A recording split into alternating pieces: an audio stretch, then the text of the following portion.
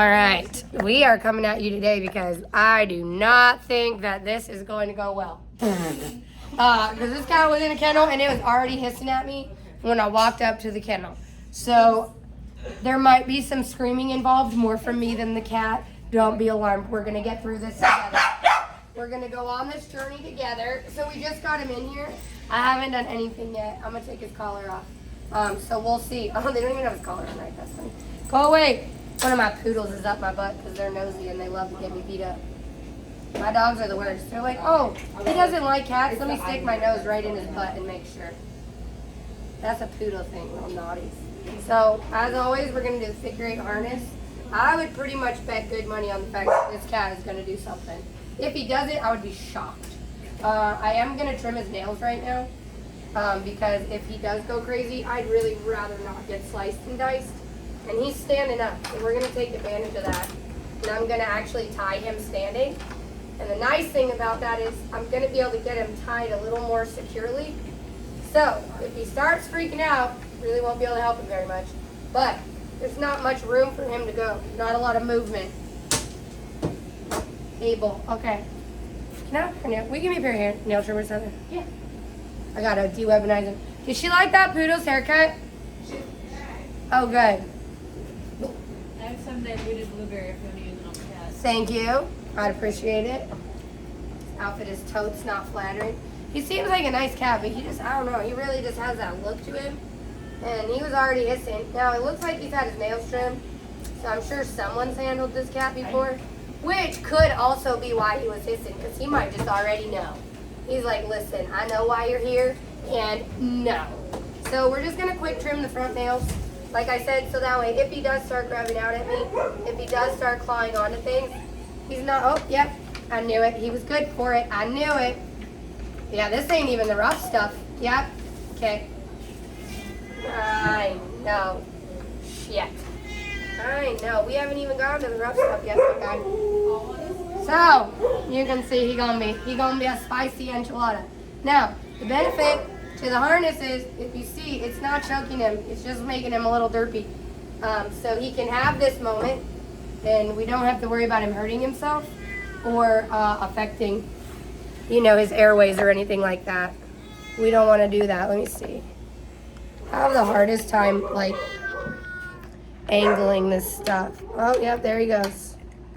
Hendrix, we don't need your help, honey. Okay, there we go.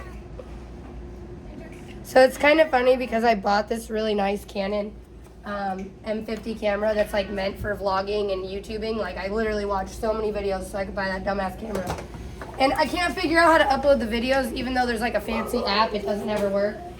So I spent all that money on the camera and all that great stuff. I mean, I still haven't even paid it off. If you really want to know, it's probably still on my Amazon account, for being honest. Probably half the balance on there. I'm like, why is this Amazon account so high? So we can guarantee that there's going to be some reactions here.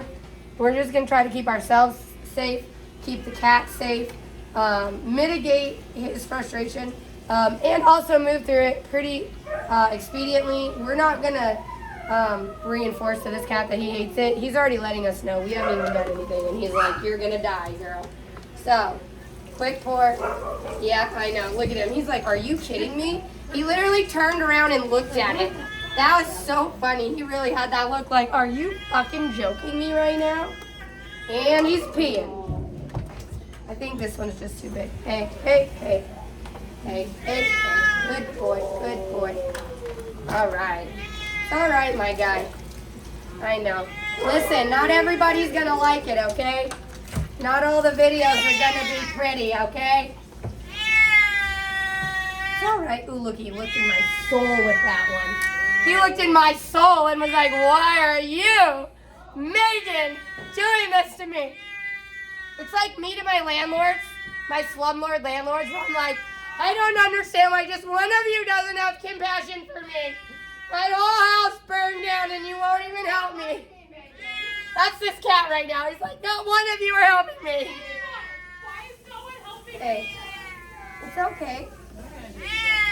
It's all right. So we're going to start at the back because he is pretty agitated. So I'm definitely not going to reach out to the front of him because I don't need to find out gonna jump on me or not. Good boy. We're gonna go through pretty quick. Our first lather's probably gonna be our only lather, so we're gonna have to do a good job. I'm just like all of my belly fat hanging up in here. We really need a camera person. I don't even have that much belly fat right now, but I look over and it's like, I know. You move the shirt, it's like, oh, those are abs, but like, before you know it, you're like, wow, she got a little punza. Have some more carne asada fries. I got 4 more weeks until I get some carne asada fries in my life. Yeah. I don't even miss it though, to be honest with you. Honestly, I haven't really had any cravings. Surprisingly, I don't know why. That's our degreasing shampoo. Oh, like definitely like gummies and like, oh, I love candy. You know what my thing is? I love sugary drinks, y'all. I just want a freaking fountain Sprite so bad. I love soda.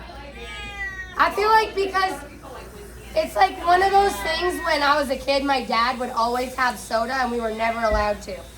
So I can remember, but like these were my parents. My dad was such a piece of work. I can have it, but you can't. And I'm gonna make you go get it for me. So my dad would be like, go get me a refill. And I can remember as a child literally sitting there sucking it down as I, like, it was like such a rush. And my dad was real violent, you know?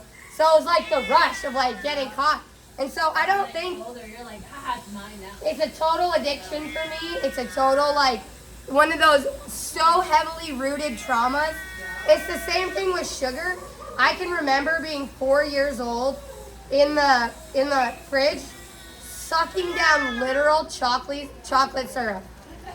Just sucking it straight out the bottom. I've been like this. Yeah, because they were so controlling over that kind of thing.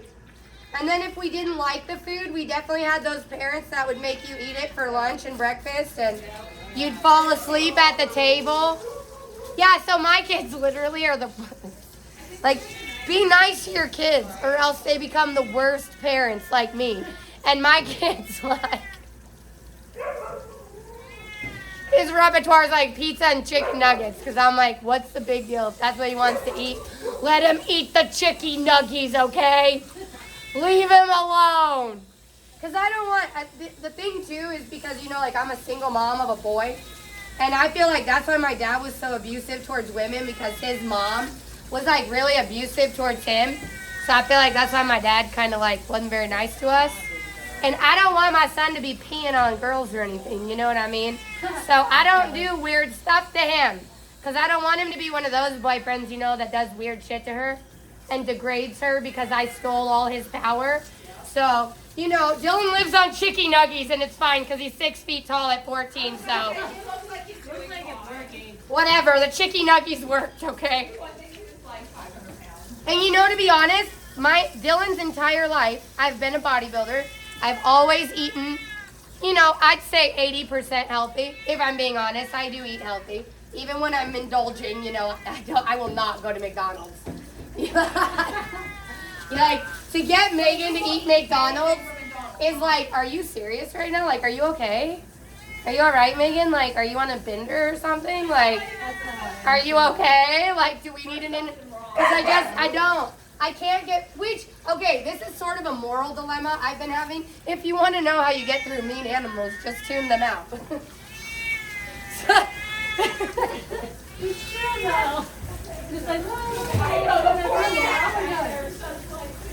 Just tune him out. Listen, don't feed into his drama. Look, he's fine. He's more confident than he was when I was looking him in the eyes like, oh, fuck.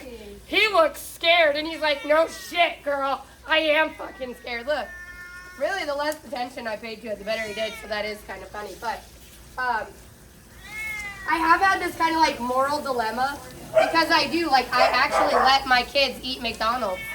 And I'm like, Megan, you will not allow that to enter your body, but you poison your children willingly every day. But they like it, and that's what they want. I don't know what to do. I try to get them better chicken nuggies. Somebody stole my towel. Thank you, I had it. My towels. Yeah. Yeah. I tried. So my son did grow up with like good habits instilled in him. He's seen it. He just actively chooses to live on Dr. Pepper and Totino's pizza rolls. That's what I did. I was poor, man. Listen, when I got myself a fry daddy, my life changed for the better and the worse. Because my house would make like, what am I looking for the word? Like gourmet Kraft macaroni. But we get the chicken nuggets and put them in the fry daddy so they'd be crispy when you cut them up in your noodles. And that was like good eating. When I first started out, you know, that was like, ooh, we got the fry daddy out tonight. We's eating. I just bought shake and bake for my family. I was like, y'all are sleeping on shake and bake. Y'all don't know. Shake and bake is so good. Nice cat. Nice boy. So we did one lather, but we did a really good lather because I poured shampoo on him like 3 times. The calmer you are, the calmer the animal's going to be. So it is kind of true, but not true. On this type of animal, if you notice, the more I just talked and went about what I was doing, the less reactivity he really had, and the more I kind of focused in on him. Now, not all animals are like that, but it seemed to work for him. He has more of a Megan personality where it's like, listen, don't smother me, okay? Let me just be miserable and get out of my fucking face. That's how I am. And then poor Brandon's like, come here and let me help you. You're struggling emotional. You must need to be held. And I'm like, get off of me. I'm struggling, so I'm like a porcupine right now. I don't like being coddled when things are hard. That's just not my trauma level. I know. So we're going to give this cat a really good tub dry because the likelihood of us blow drying him is slim to none. So you're going to see me use a lot of towels on him. He is a short-haired cat. Friction is our friend, so we are going to give him a considerable amount of friction. Ooh, he's getting pissed. This guy's going to turn around and slap the shit out of me.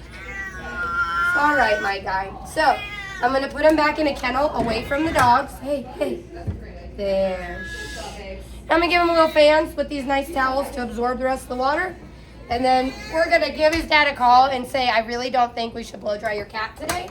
If you don't mind, we're going to dry him with some fans indirectly, and we'll give you a call in about an hour or so. Yeah. That wasn't so bad, though. I really thought he was going to be a little crazier than he was. Yeah, of course. Well, I mean, he did act a little wild. Look at that poor cat. He's so stupid.